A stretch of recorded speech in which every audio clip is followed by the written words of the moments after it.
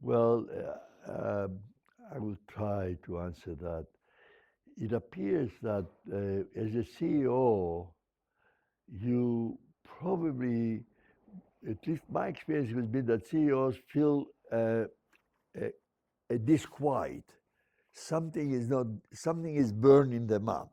Okay, something is not doing well in their organization, and they they would like to deal with that because that's their job, that's their responsibility.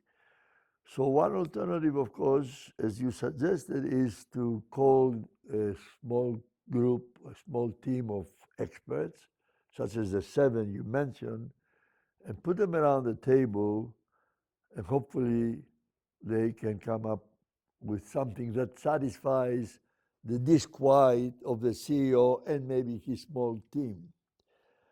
Uh, However, we think that the real wickedness or the real mess is not completely covered, or the boundaries extend beyond the group of seven. Realistically speaking, in the world, let's say the world of VUCA, for example, VUCA meaning volatility, uncertainty, complexity, and ambiguity. So in the world of VUCA that we are all living in, and the turbulence of VUCA, it most likely won't be sufficient to draw the boundaries to the group of seven. So, in other words, the diversity is not good, the requisite variety, to use the Asby law of requisite variety, will not be satisfied with the boundary of the seven. It has to be extended. And And now, when you extend it, you are right. The complexity, because you bring other mental models. I mean, the group complexity is a phenomenon that emerges because of the superposition of individual personal mental models. They come all together, and you have an exponential increase of complexity. But nevertheless, that is essential because the variety, you see, the point that is somehow I cannot even articulate it very well, I don't know who can do it, is that we make a mistake. One of the fallacies we commit, again, it's because we inherited the first phase science objectivity. The messes are not out there. The messes are part of us. We live them, we create them. It's an organizational mess, in other words.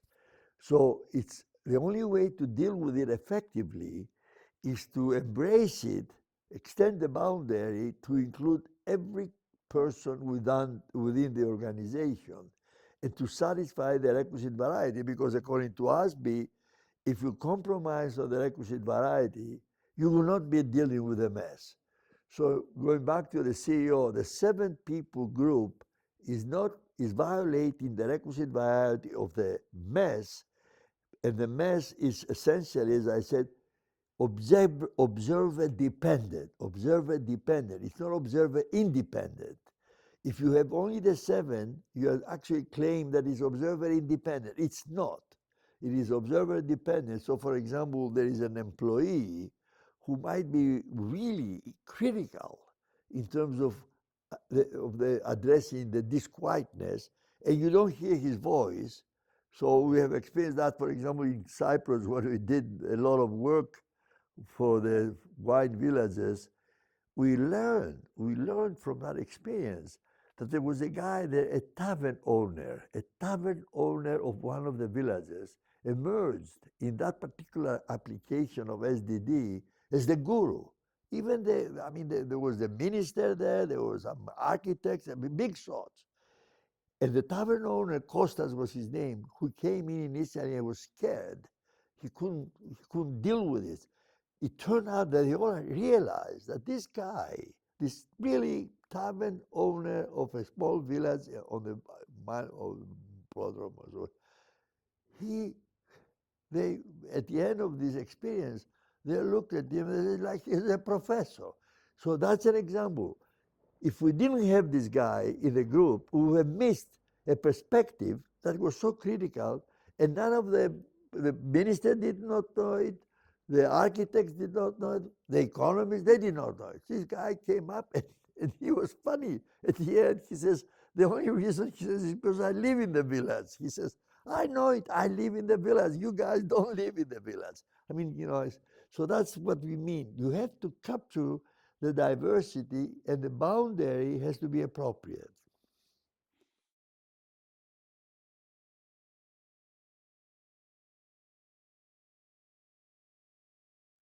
Well, again, we have come to the realization. That's why I talked about situational.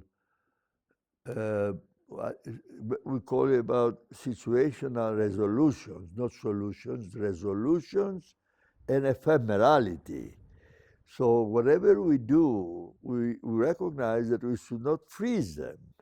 The resolutions are ephemeral, and they should be revisited. And this is why we claim that Logosophia as a platform is extremely important, and if they can understand it, because what is important about the Logosophia as a platform is that it addresses the challenge of ephemerality.